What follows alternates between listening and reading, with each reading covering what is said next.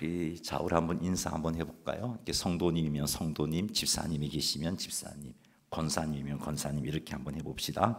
자, 저는 성도님을 한번 할게요. 성도님을 하나님께서 사랑하십니다. 또 한 번 더 합시다. 성도님을 위하여 지금도 하나님께서 일하시고 계십니다.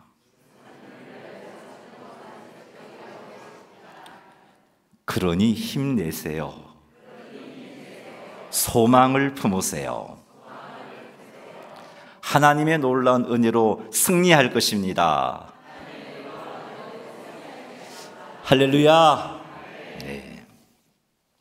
성도가 하나님께서 주신 은혜를 항상 기억하고, 그리고 하나님께 은혜 받은 자로서 합당하게 살아가기 위해서 꼭 명심해야 할 것이 있습니다. 그것은 내가 누구인지를 항상 인식하는 겁니다. 내가 누구인지를 항상 인식한다는 것은 첫째로 구원의 은혜를 잊기 전에 내가 어떤 자였는지를 인식한다는 것이고, 둘째는 구원의 은혜를 입음으로 내게 주신 은혜와 그리고 사명을 항상 인식한다는 것입니다. 이것을 항상 인식하는 성도는 하나님의 크신 사랑과 은혜에 감사하며 살 수 있습니다. 그리고 하나님께서 주신 사명을 감당하는 삶을 살게 됩니다.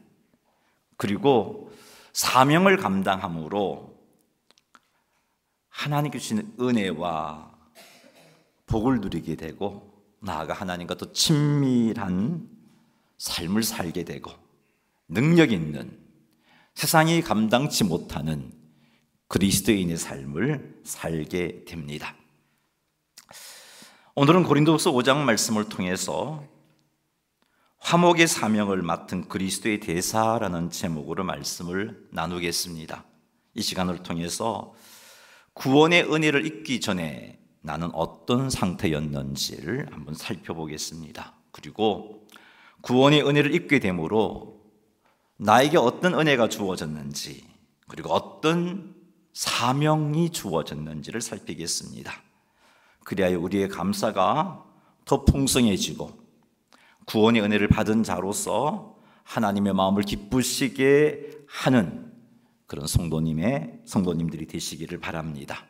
나아가 하나님과 더 친밀한 삶을 살게 되고, 능력 있는, 세상이 감당치 못하는 그리스도인의 삶을 살게 되기를 주님의 이름으로 축원합니다. 먼저 구원의 은혜를 잊기 전에 우리가 어떤 자였는지 한번 생각해 보겠습니다. 고린도후서 5장 18절 말씀 같이 한번 읽어보겠습니다. 모든 것이 우리를 자기와 화목하게 하시고 또 우리에게 화목하게 하는 직분을 주셨으니. 아멘. 이 18절 말씀을 보니까 모든 것이 하나님께로 났다라고 말씀하고 있습니다. 여기서 모든 것이 무엇인가 하면 고린도후서 5장 17절에 언급된 새로운 피조물, 그것을 의미합니다. 자, 고린도후서 5장 17절 같이 한번 읽어보겠습니다. 그런즉 누구든지 그리스도 안에 있으면 새로운 피조물이라. 이전 것은 지나갔으니 보라 새 것이 되었도다. 아멘. 여기서 언급된 누구든지 그리스도 안에 있으면 새로운 피조물, 이것이 바로 고린도후서 5장 18절에서 언급하고 있는 모든 것입니다. 여기서 말하는 새로운 피조물이란 예수 그리스도께서 자신들의 모든 죄를 십자가의 죽으심으로 갚아주셨다고 믿는 자들입니다. 예수 그리스도께서 하나님 아버지께서 보내오신 유일한 구원자 되심을 믿는 자들입니다. 이들이 바로 새로운 피조물입니다. 자, 그런데 이렇게 예수님께서 유일한 구원자가 되심을 믿고 예수님께서 십자가에서 죽으심으로 자신들의 모든 죄를 갚아주셨다고 믿음으로 하나님과 화목하게 된 이것이, 새로운 피조물이 된 이것이 하나님께로부터 났다라고 말씀하고 있어요. 그게 고린도후서 5장 18절 말씀입니다. 하나님의 놀라우신 은혜로 지옥 갈 자들이 하나님 자녀가 되었으니 이들을 가리켜서 새로운 피조물이라고 말씀하고 있는 겁니다. 즉 하나님께서 새롭게 창조한 자들이라고 그렇게 말씀하고 있는 겁니다. 마귀의 자녀였습니다. 지옥 백성이었습니다. 그랬던 자들이 하나님의 자녀가 되었고 하나님 백성이 되었어요. 그래서 새로운 피조물이라고 말하고 있는 겁니다. 자, 그런데 이렇게 우리가 새로운 피조물이 된 것이 하나님께로부터 난 것이다 라고 말씀하고 있어요. 하나님께로부터 났다는 것은 우리가 새로운 피조물 된 것이 하나님께서 하신 일이다, 그런 의미입니다. 우리의 노력으로 된 것이 아니고 우리가 착하기 때문에, 우리가 선하기 때문에 새로운 피조물이 된 것이 아니고 하나님께서 일하심으로 된 것이다, 그런 의미에서 모든 것이 하나님께로부터 났으며 라고 그렇게 말씀하고 있는 겁니다.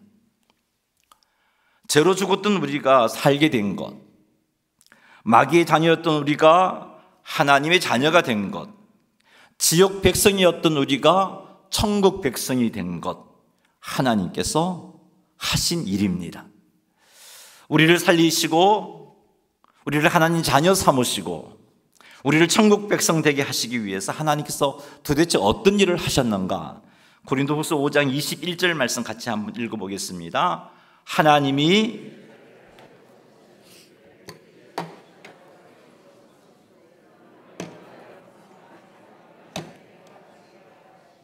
아멘. 하나님이 죄를 알지도 못하신 이를 우리를 대신하여 죄를 사모시는 일을 했습니다. 즉 아무 죄가 없으신 하나님의 하나밖에 없는 아들을 우리를 대신하여 죄값을 받아 죽게 하셨다는 겁니다. 하나님 아버지께서 사랑하시는 그 외아들을 죽이시는 일, 이건 엄청나게 힘든 일이에요. 그것도 하나님과 원수된 자들을 살리려고 사랑하는 아들을 죽이는 일, 우리는 감히 상상할 수도 없는 일입니다. 그런데 하나님 아버지께서 우리의 죄값을 대신 갚아 하나님 앞에 의인되게 하시려고 하나님께서 사랑하시는 그 하나밖에 없는 아들을 십자가에 죽게 하셨어요. 왜 이렇게 하셨을까요? 이렇게 하지 않고는 죄로 죽은 우리를 살릴 길이 없었기 때문이에요. 이렇게 하지 않고는 지옥 갈 우리를 천국 백성 되게 하는 길이 없었기 때문입니다. 다른 길이 있었다면 왜 아들을 죽이시겠어요? 이것밖에 없었기 때문에.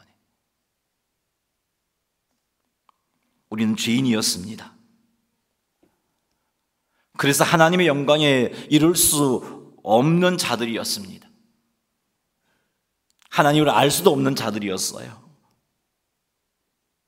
우리는 본질적으로 하나님을 거부하고 하나님을 대적하는 자들이었습니다.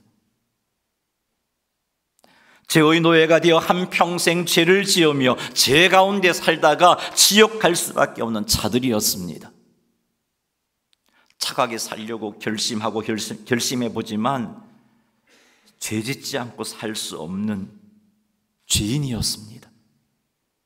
우리는 죄를 전혀 안 짓고 살 수 없는 죄인입니다. 여러분 해보셨잖아요. 회개하고 그 죄를 안 지으려고 얼마나 결심하고 그렇게 회개해 보셨잖아요. 그런데 또 죄 짓잖아요. 뿐만 아니라 우리의 죄 문제를 해결할 능력이 우리에게는 전혀 없습니다.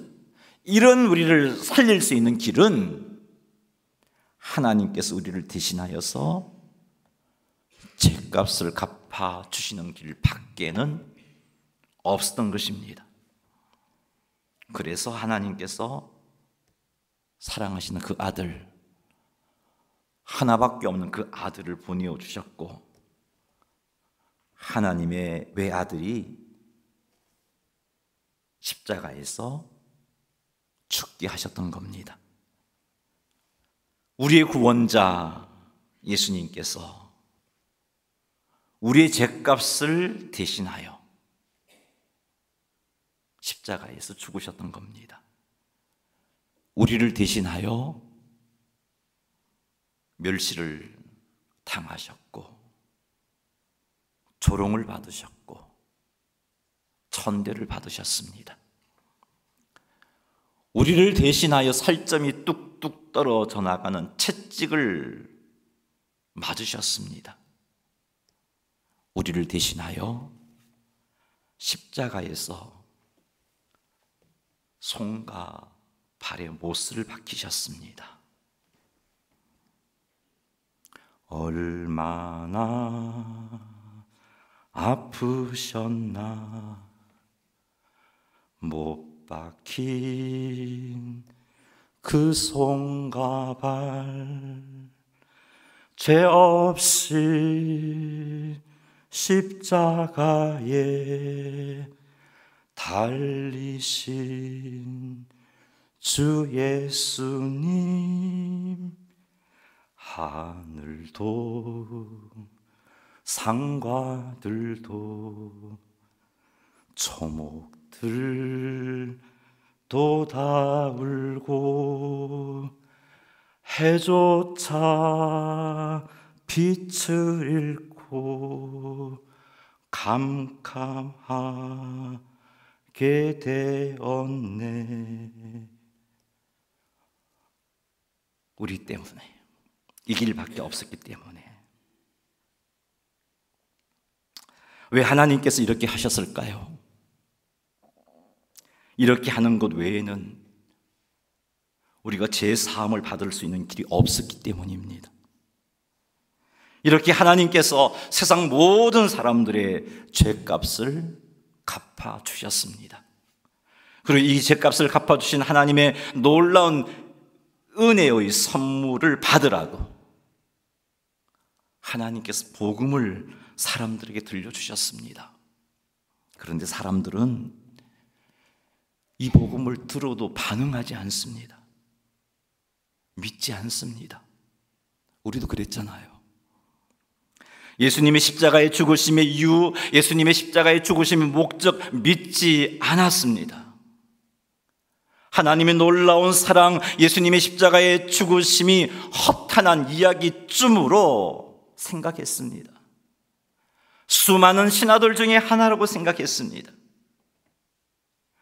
이렇게 하나님께서 사랑하시는 외아들을 죽게 하심으로 사람의 죄값을 다 갚아주셨지만 믿지 않으니 그 죄사함의 은혜를 누리지 못하고 있는 것입니다. 이런 우리에게 하나님은 은혜를 베푸셨습니다. 사람을 보내어 복음을 듣게 하셨습니다. 복음을 전해주었지만 그 복음을 들었지만 믿지 않고 외면했는데도 또 보내어 주셨습니다.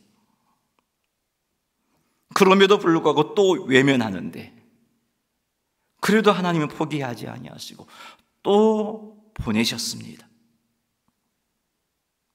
성령 하나님께서 이런 과정을 통해 우리의 마음을 열어서 복음에 반응할 수 있게 해주셨습니다.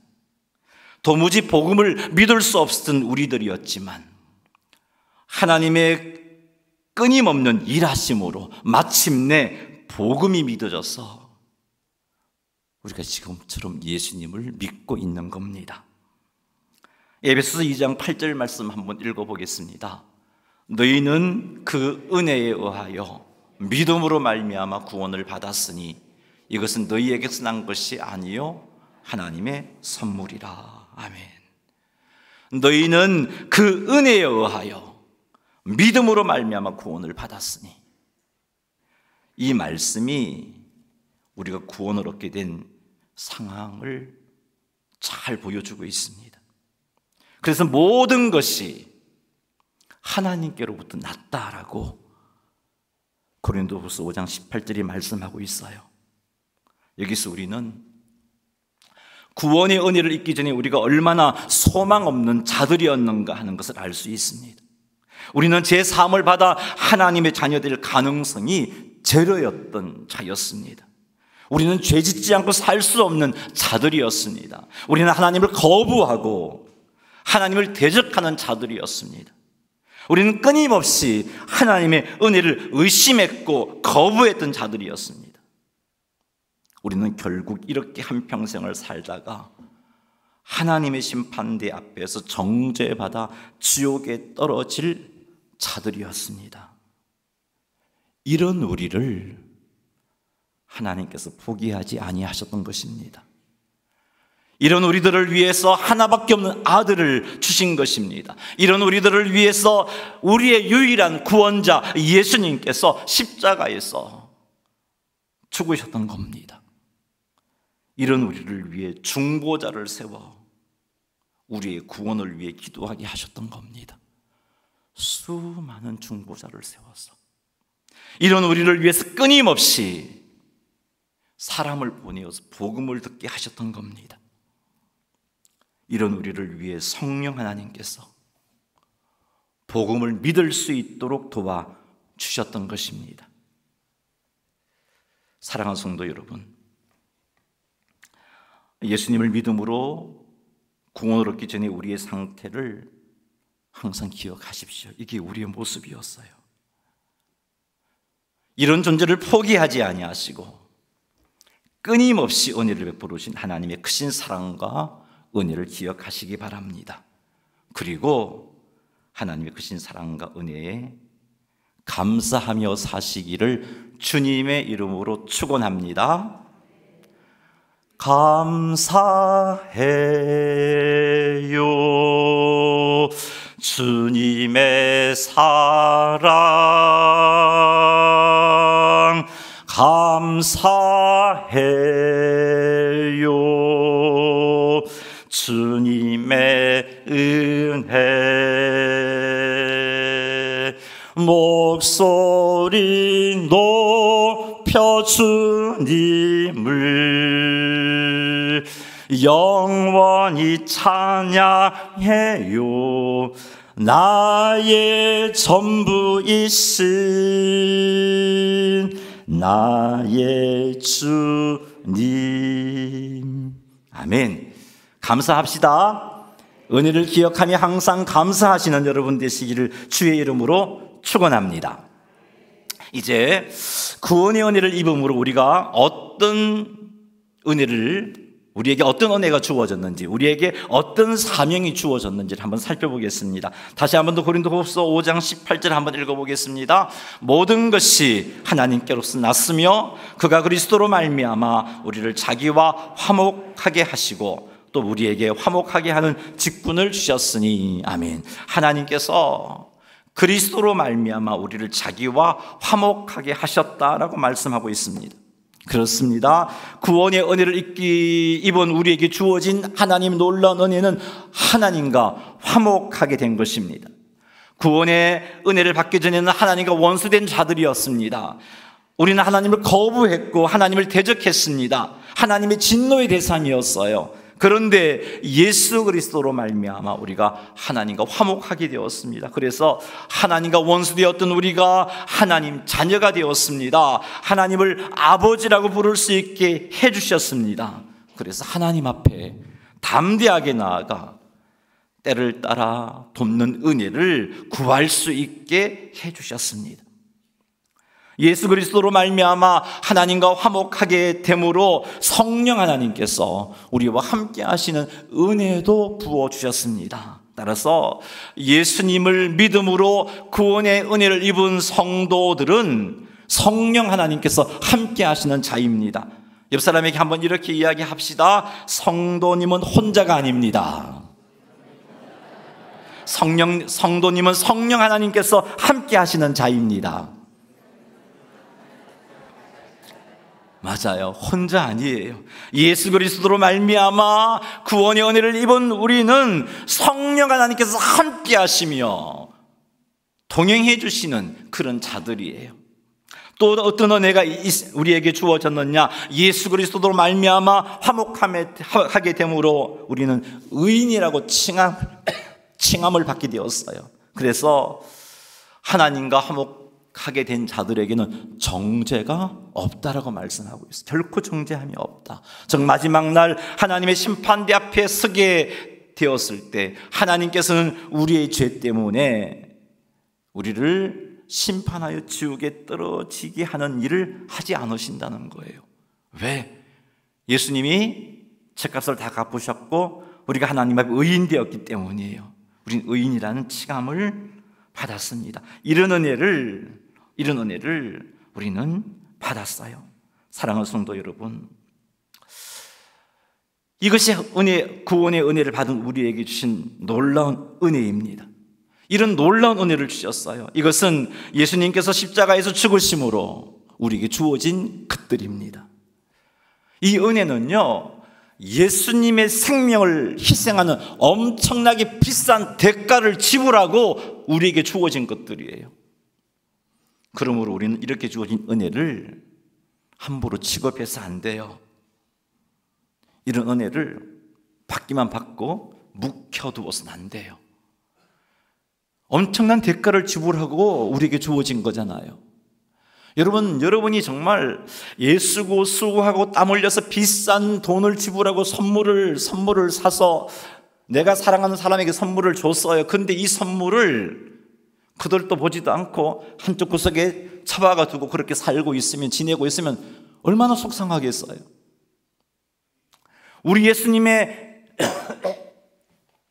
생명을 희생하는 비싼 대가를 지불하시고 이런 은혜들을 우리에게 주셨는데, 우리가 이런 은혜를 누리지 않고 산다면, 소중하게 여기지 않고 산다면, 사용하지 않고 산다면 얼마나 예수님께서 속상하시겠어요. 예수님 때문에 하나님을 아버지라고 부를 수 있게 되었고, 때를 따라 눕는 은혜를 얻기 위하여 하나님께 담대하게 나아가게 되었는데, 이거 사용해야죠. 이거 묵혀두어서는 안 된단 말입니다. 예수님의 생명을 지불하는 비싼 대가를 지불하고 우리에게 이런 은혜를 주셨는데, 이런 은혜를 받았다면 이거 사용해야죠. 날마다 하나님께 나아가 은혜를 구하는 기도를 해야 하잖아요.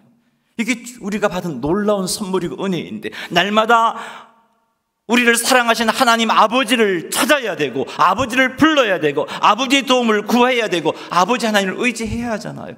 그렇게 하라고 예수님이 생명 주시고 우리에게 이런 선물을 주셨는데, 근데 우리는 이것 하지 않아요.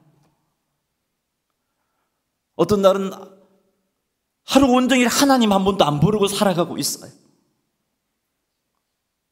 얼마나 속상하겠어, 예수님이. 한 주일 내내 하나님의 은혜도 구하지 않고 지 힘으로 살아가려고 애쓰고 힘들어하고 아파하고 있는 모습을 보면 우리 예수님이 얼마나 속상하시겠어요. 그렇게 살지 말라고 내가 생명 희생해서 은혜로 이것 줬는데 왜 그렇게 사냐고. 우리가 하나님의 하나님을 아버지라고 부르고 하나님에게서 때를 따르는 은혜를 공급받아야 험한 세상 속에서 하나님의 은혜로 잘 살 수가 있어요. 비록 환경은 힘들고 어렵지만 하나님을 아버지라고 부르고 하나님의 은혜를 공급받으면 행복하게 살 수 있어요. 사랑하는 성도 여러분, 이렇게 귀한 은혜를 잘 사용하시기 바랍니다. 이것이 귀한 은혜인 줄 알고 쉬지 말고 기도하시기 바랍니다.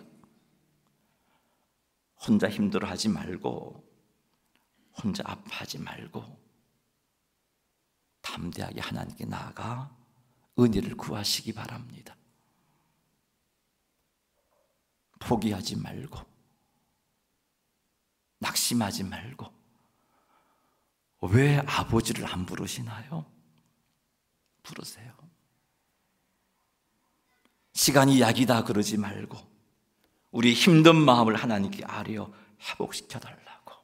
아버지, 회복시켜 주세요. 우리 그럴 자격 있잖아요. 예수님 때문에. 그런 은혜 받았잖아요. 이거 사용하시는 여러분 되시기를 주의 이름으로 축복합니다. 또한 우리가 받은 은혜 가운데 의인이라고 칭함을 받은 것이 놀라운 은혜이잖아요. 하나님께서 우리를 의인이라고 칭해 주셨잖아요. 우리는 이것을 기억하며 감사하면서 의인의 합당한, 의인의 신분에 합당한 삶을 살아야 돼요. 죄를 멀리하고 죄와 싸우고 하나님 말씀에 순종하는 삶을 살아가야 돼요. 이거 예수님이 보시려고, 우리에게서 그 모습 보시려고 생명 주셨어요. 그리고 의인이라고 칭해 주셨어요. 그런데 이렇게 살지 않는다면 얼마나 생명 주신 예수님께 속상하시겠어요. 성령 하나님이 함께 하심도 우리가 받은 놀라운 은혜입니다. 그러니 혼자 힘들어하지 말고 함께 하신 성령 하나님께 도움을 청하시기 바랍니다. 혼자 두려워하지 말고 성령 하나님께서 함께 하심을 믿고 담대하시기 바랍니다. 무시로 성령 하나님을 부르며 성령 하나님의 도우심을 구하시기 바랍니다. 구원의 은혜를 입음으로 우리에게 주어진 놀라운 이 은혜를 묵히지 말고 잘 사용하십시오. 힘써 사용하십시오. 이런 우리의 모습을 보시면 우리에게 생명 주셨던 예수님께서 기뻐하십니다. 이제 구원의 은혜를 입은 우리들에게 주신 사명을 한번 살펴보겠습니다. 고린도후서 5장 18절 다시 한번 읽어보죠. 모든 것이 하나님께로서 났으며 그가 그리스도로 말미암아 우리를 자기와 화목하게 하시고 또 우리에게 화목하게 하는 직분을 주셨으니 아멘. 구원의 은혜를 입은 우리에게 하나님께서 주신 사명은 화목하게 하는 직분입니다.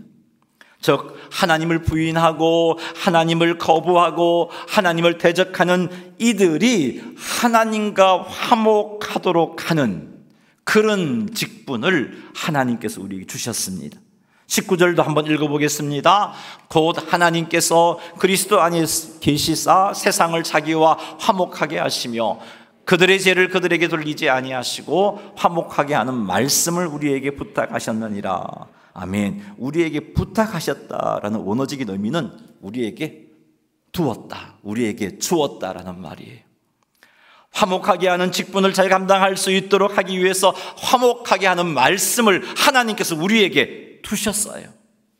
화목하게 하는 말씀은 예수님을 믿음으로 제사함을 받고 하나님과 화목하게 되는 복음, 그것이에요. 복음을 우리에게 주셨어요. 20절 말씀도 읽어보겠습니다. 그러므로 우리가 그리스도를 대신하여 사신이 되어 하나님이 우리를 통하여 너희를 권면하시는 것 같이 그리스도를 대신하여 간청하노니 너희는 하나님과 화목하라. 이 말씀을 볼 때 하나님께서는 우리를 그리스도를 대신하는 그리스도의 사신, 즉 그리스도의 대사로 삼으셨구나 하는 것을 알 수 있어요. 사랑하는 성도 여러분, 하나님과 원수되었던 우리를 예수 그리스도를 통하여 화목하게 하신 하나님께서 우리에게 화목하게 하는 직분을 주신 건 놀라운 은혜입니다. 우리들이 하나님과 화목하기를 원하셔서 십자가에 죽으신 예수 그리스도의 대사로 우리를 삼아주신 것, 하나님의 놀라운 은혜입니다. 바울은 이런 은혜를 잘 알고 있었어요. 죄로 죽은 바울을 살려주신 은혜, 교회를 참멸하는 일에 헌신했던 바울을 불러서 그리스도의 대사로 삼아주신 은혜를 너무나 잘 알고 있었습니다. 이런 은혜를 체험하고서 하나님께서 얼마나 죄인들과 화목하기를 원하는지 잘 알고 있었어요. 그래서 바울은 생명을 다하기까지 화목케 하는 사명을 받은 자로서 그리스도의 대사로서 이 사명을 감당을 했던 겁니다. 사랑하는 성도 여러분, 하나님께서 여러분을 화목케 하는 사명을 가진 자로 세웠다는 것을 명심하십시오. 그리스도의 대사로 세우셨다는 것을 명심하십시오. 이것이 얼마나 크고 놀라운 은혜인지 잊지 마십시오. 그리고 하나님께서 죄인들과 화목하기를 원하시고 계시다는 것도 명심하십시오. 그리고 하나님께서 주신 화목케 하는 사명에 헌신하시기 바랍니다. 화목케 하는 사명을 맡은 그리스도의 대사로서 책임을 감당하시기 바랍니다. 우리가 화목하게 하는 사명을 감당하기 위해서 할 수 있는 일이 어떤 게 있을까요?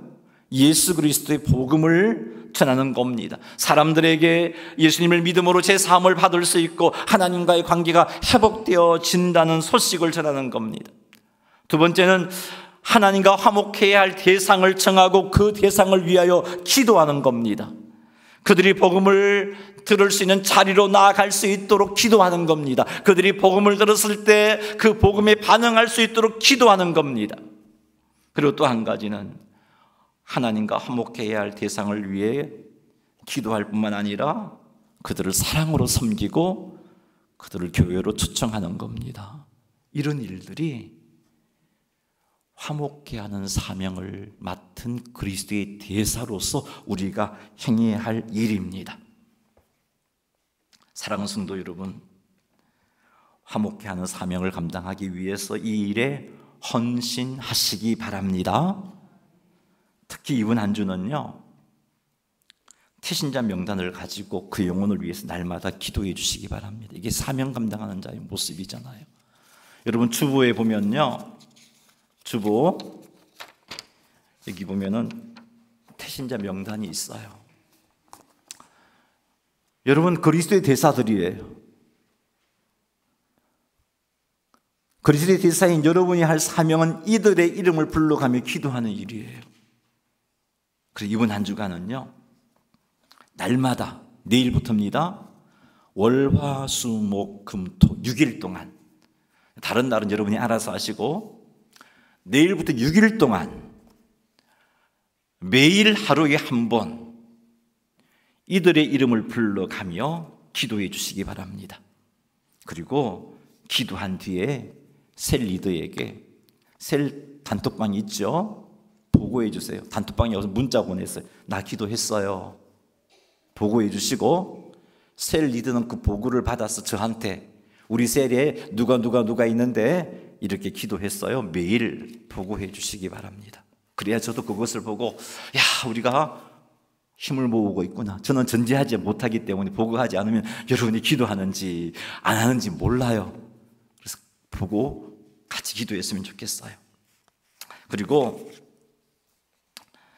한 주일 동안 기도하는 것 말고 이제 나의 태신자, 여러분이 태신자를 정했잖아요. 여러분이 태신자를 위해서 한 주일 동안 힘써 사랑으로 섬겨주시기 바랍니다.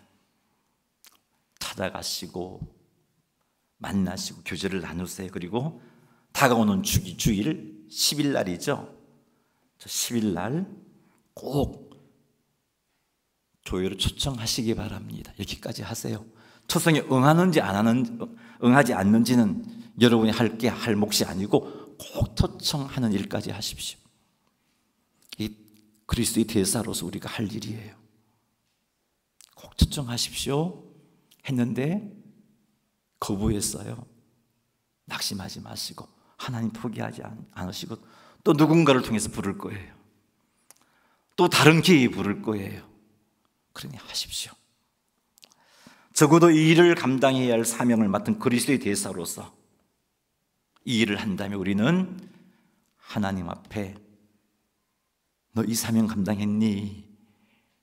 라고 물으실 때 부끄러움을 당하지 않을 수 있어요. 감당했어요, 주님. 저도 열심히 기도하겠습니다. 그리고 여러분이 초청하는 태신자들에게 하나님의 복음을 전하기 위해서 기도함으로 그 복음을 준비하겠습니다.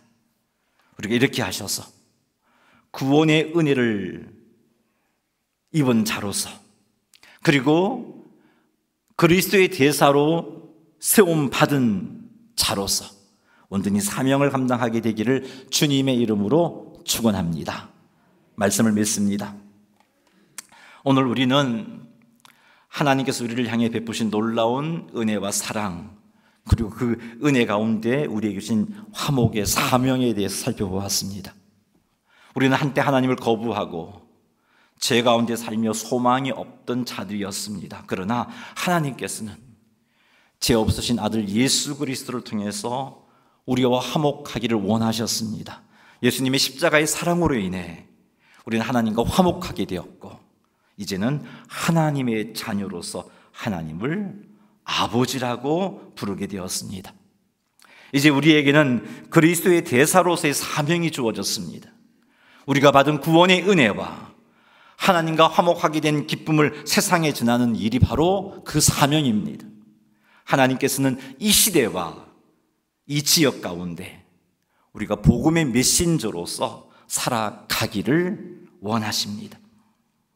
화목하게 하는 말씀인 예수 그리스도의 복음을 나누고 복음을 필요로 하는 이들에게 전하는 것, 그리고 그들을 위해서 기도하고 그들을 사랑으로 섬기는 것, 그것이 그리스도의 대사로서의 우리의 책임입니다.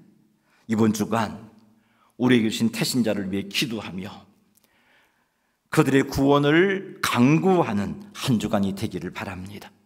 사랑과 기도로 그들을 섬기고 다가오는 주일 예배에 초청하여 복음을 들을 수 있도록 힘쓰시기 바랍니다. 우리가 하나님께 주신 사명을 이렇게 온전히 감당하며 화목의 사역에 헌신할 때 하나님의 은혜는 우리의 삶과 우리의 가정과 우리 교회 가운데 풍성하게 임할 것입니다. 이제 하나님의 크신 은혜와 사랑이 우리를 통해 흘러가기를 소망하면서 주님께서 우리와 함께 하심을 믿고 힘차게 그리스도의 대사로서의 사명을 감당하기 위하여 세상으로 나아가시기를 주님의 이름으로 축원합니다. 할렐루야.